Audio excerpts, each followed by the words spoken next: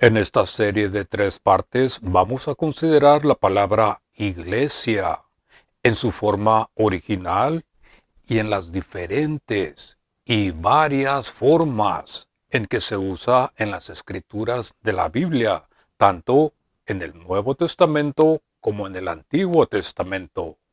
Y el propósito principal de esta enseñanza es para que entendamos el uso apropiado de la palabra iglesia en nosotros, los creyentes de hoy en día, en este tiempo presente. La palabra llamado o llamamiento se relaciona y está conectada con la palabra original eclesia, como pueden ver en sus pantallas, que significa iglesia, y su definición es una multitud convocada. Eclesía está compuesta de 2 partes. Ek significa salir. Clesía significa llamado o llamamiento a una convocación. Entonces, eclesía, iglesia, en su origen significa una multitud convocada, una asamblea. Ahí lo tienen, la iglesia. Pero debemos de librar nuestras mentes de la idea y del pensamiento que iglesia significa un edificio, aunque se le haya dado ese significado hoy en día. Porque noten la diferencia. Algunos hablan de la iglesia que se está construyendo al fondo de la calle, con sus cimientos de cemento, pero Dios no está construyendo su iglesia al fondo de la calle, sino que la está construyendo en el único cimiento, el cual es el Mesías, el Cristo, y está usando piedras vivas. No está usando material de ladrillos y cemento, sino que está usando piedras vivas. A continuación, veamos con mucho cuidado y con mucha atención la palabra iglesia en las escrituras. Pero primero escuchen esta pequeña y sencilla ilustración. Un hombre va al concesionario de autos y le dice al vendedor: quiero comprar el auto. El vendedor le responde: ¿cuál auto? Si tenemos una variedad de autos, unos de esta marca, otros de otra marca. Similarmente, una cosa es decir la iglesia, pero alguien puede decir: ¿cuál iglesia? Si solo hay una iglesia. Solo hay una iglesia. Veamos lo que dice las Escrituras. En el libro de los Hechos, capítulo 7, versos 37 y 38. En este pasaje es Esteban el que habla. Él fue el primer mártir de la fe cristiana, apedreado por su testimonio. Noten lo que dice. Este es el Moisés, el cual dijo a los hijos de Israel: profeta os levantará el Señor Dios vuestro de vuestros hermanos, como yo. A él oiréis. Verso 38. Noten cómo dice en el original. Este es aquel que estuvo en la iglesia. ¿Notaron eso? Este es aquel que estuvo en la iglesia, en el desierto, con el ángel que le hablaba en el monte Sinaí. Entonces, como ven, mucho tiempo antes de que viniera el Cristo y mucho tiempo antes de que se escribieran los 4 evangelios, había una iglesia en el monte Sinaí. Esteban lo dice aquí en este pasaje. Este es un ejemplo de que la palabra iglesia en las escrituras debe significar algo un poco diferente al concepto moderno. Ya vimos que la palabra eclesia, iglesia, simplemente significa una multitud, cualquier multitud de personas que han sido llamadas para congregarse.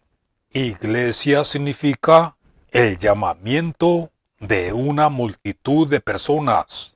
A continuación, notemos que aquí mismo, en el libro de los Hechos, en el capítulo 19, versos 32, 39 y 41, que sin ninguna duda se usa la palabra iglesia para referirse al Consejo Municipal de la ciudad.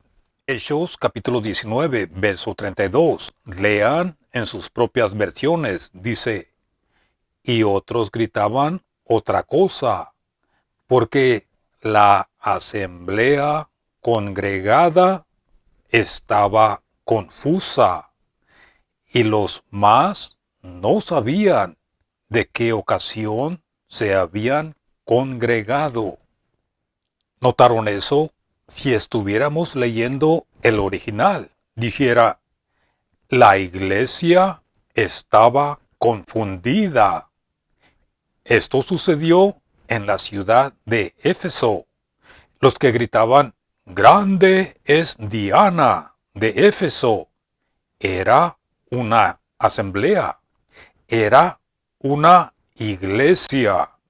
No era la iglesia de Dios, pero era una iglesia, es decir, era una congregación. Ahora, en este mismo capítulo, el verso 39 dice, y si demandáis alguna otra cosa en legítima asamblea, se pueda decidir. ¿Notaron eso? En una legítima asamblea. En el original dice en una legítima iglesia. En una legítima asamblea es un tribunal, es una corte de leyes, una asamblea, una iglesia que ha sido llamada para un propósito en particular. Y el verso 41 dice, y habiendo dicho esto, despidió la iglesia o la asamblea. Entonces, 3 veces en este pasaje en particular, la palabra eclesía, que significa iglesia o asamblea, se usa para referirse aquí en este pasaje a un lugar de reunión pagano.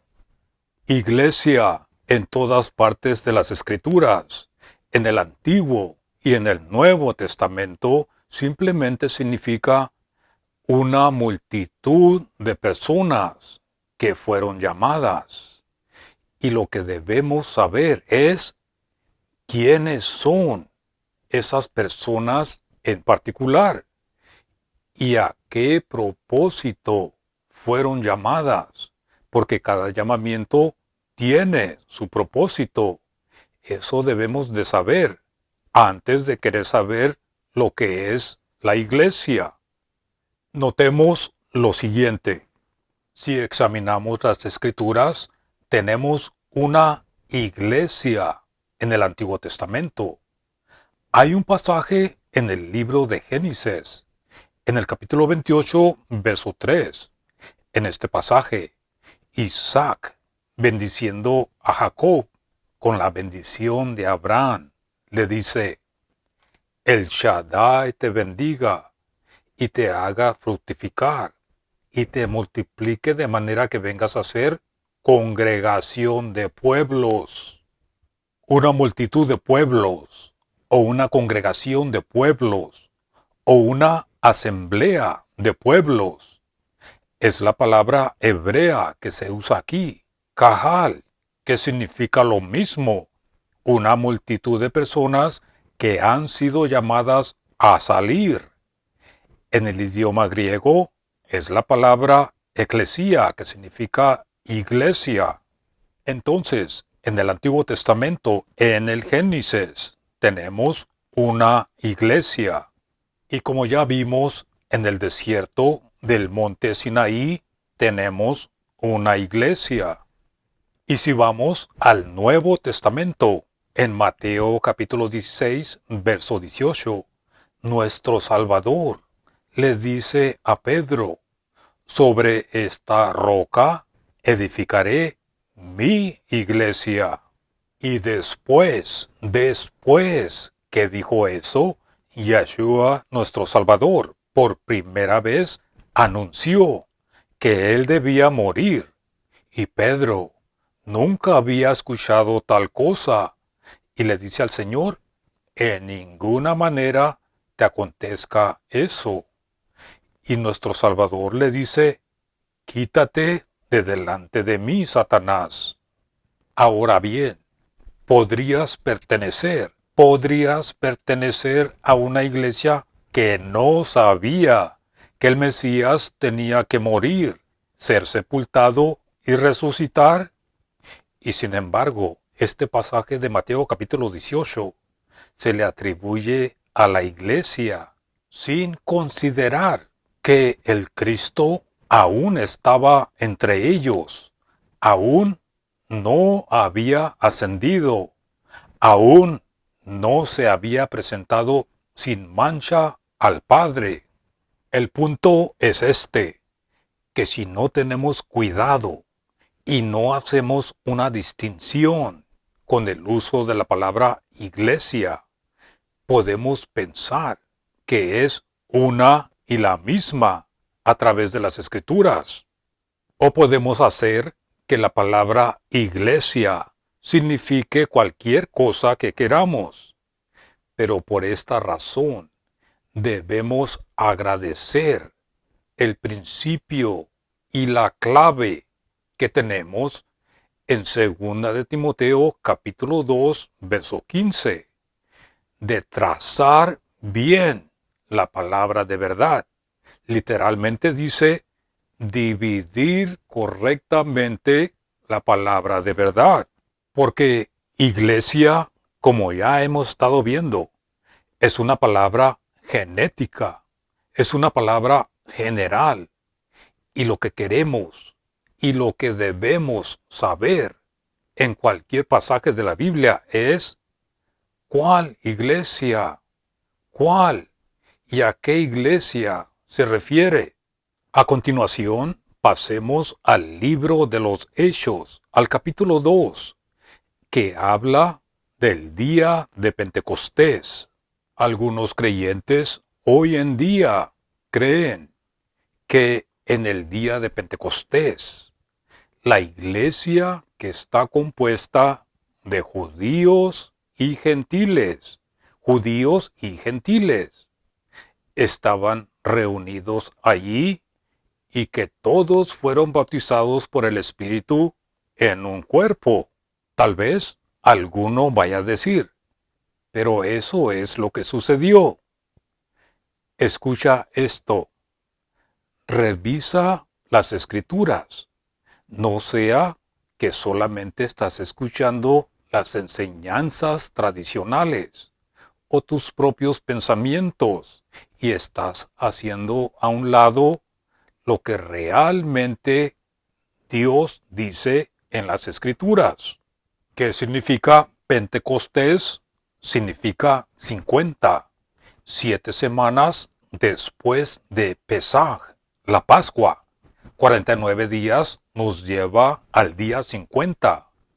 Esto está documentado en el libro de la ley, el libro de Levíticos, capítulo 23, donde tenemos los días festivos de Adonai, el Señor. Entonces, noten esto. Solamente 7 semanas habían pasado desde la muerte y resurrección del Mesías. Y los que vinieron a celebrar Pentecostés ni aún habían oído de tal cosa. Nunca habían oído de la resurrección del Mesías. Aún no se había predicado. Los discípulos estaban escondidos y asustados algunos habían huido. Ahora bien, ¿quiénes eran los que llegaron a Jerusalén, según la ley, al festival de Pentecostés? Veamos lo que dice en Hechos capítulo 2, verso 5. Dice, moraban entonces en Jerusalén judíos, varones piadosos. Varones piadosos se refiere a los judíos que observaban la ley de todas las naciones bajo el cielo. ¿Notaron eso? Algunos creen que era una multitud mixta de judíos y gentiles. Y en el verso 16, cuando el apóstol Pedro se pone de pie, les dice, esto es lo dicho por el profeta Joel. Ahora les pregunto, ¿qué tiene que ver el profeta Joel con la iglesia? Investiguen por ustedes mismos y se darán cuenta que se refiere y tiene que ver con la nación de Israel, la nación de Israel, y no a una iglesia. Y en el verso 22, el apóstol se dirige a ellos y dice, varones israelitas, varones israelitas. No podía haberse dirigido a ellos de esta manera si hayan sido una multitud mixta de judíos y gentiles. Si ese fuera el caso, se hubiera dirigido a ellos de la manera que lo hacía el apóstol Pablo, varones israelitas y los que teméis a Dios. Pero no, ese no era el caso. El apóstol Pedro se dirige a la nación de Israel, varones israelitas. En el verso 29 se refiere a ellos como varones hermanos. Ahora bien, si decimos que en el día de Pentecostés el apóstol Pedro estaba consciente de no limitar la salvación solamente a los judíos y estaba dando la bienvenida a los gentiles. Si ese fuera el caso, entonces, ¿qué explicación me pueden dar de Hechos capítulo 10 versos 17 en adelante, cuando el mismo Pedro recibe una visión y perplejo, pensando qué significaría la visión? Se le da aviso que vienen algunos hombres a preguntar acerca de la salvación. Vienen para conocer la palabra de Dios, principalmente un hombre llamado Cornelio. Cornelio no era judío, no era israelita. Cornelio era un hombre gentil, era de otra nación. Ahora, si tú dices que la iglesia comenzó en el día de Pentecostés de Hechos capítulo 2, cuando Pedro supuestamente abrió las puertas de la iglesia, entonces explíquenme ahora las palabras de Pedro en este pasaje, Hechos capítulo 10, verso 28. Noten esto. El apóstol Pedro, mirando a Cornelio, le dice, vosotros sabéis cuán abominable es para un judío juntarse o acercarse a un extranjero.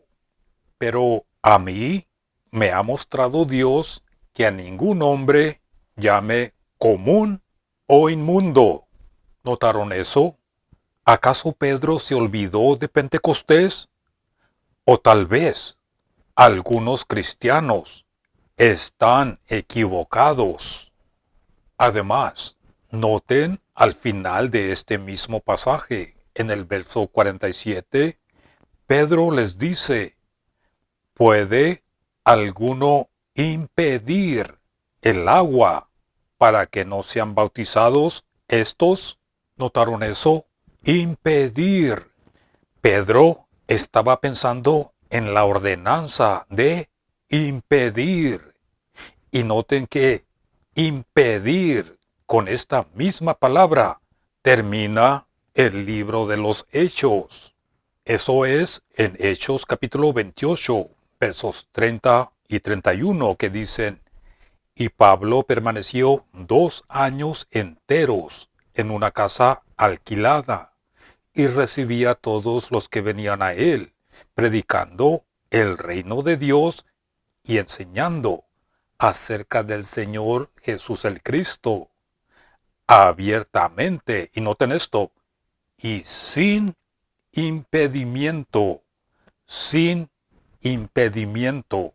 Tal vez Pedro hubiera impedido, pero como ven, entonces hay algunas iglesias que no te aceptarían. Y en este mismo pasaje de Hechos capítulo 28, entre los versos 17 al 28, el apóstol Pablo está en la ciudad de Roma hablando con los representantes, con los principales de los judíos. Y se nos dice que se reunieron y escucharon a Pablo todo el día. Y por no creer, el apóstol cita el cumplimiento final de la profecía de Isaías.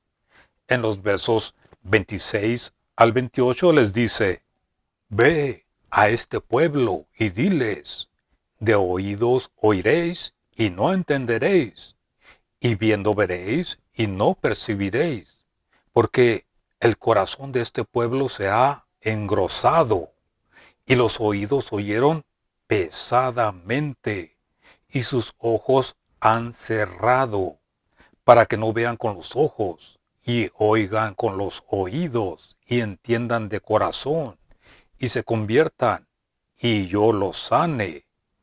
Sabed pues que a los gentiles es enviada esta salvación de Dios, y ellos oirán. Aquí es donde la puerta se abre para ti y para mí. Lo vuelvo a repetir. Aquí es donde realmente se abre la puerta para ti y para mí.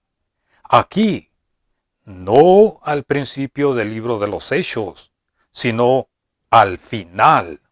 Si perteneces a una iglesia que dicen que empezaron a funcionar desde Pentecostés, debes estar muy, pero muy preocupado, porque no puedes sanar los enfermos, no puedes limpiar los leprosos, mucho menos puedes levantar los muertos, ni aún puedes sanar un dolor de cabeza.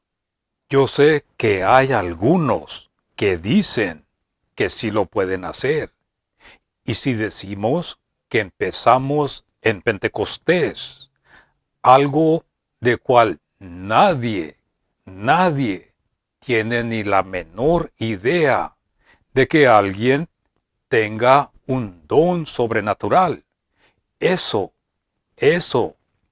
nos debería de maravillar. Nos vamos a detener aquí para que ustedes revisen y mediten esta primera parte y continuaremos con la segunda parte de esta serie, la palabra iglesia, según la Biblia, y veremos cómo se usa y cómo se aplica a nosotros hoy en día en una manera apropiada. No se lo pierdan. Suscríbanse a este canal si no lo han hecho. Pongan sus comentarios y sus preguntas. Gracias por todo su soporte y que Dios los bendiga.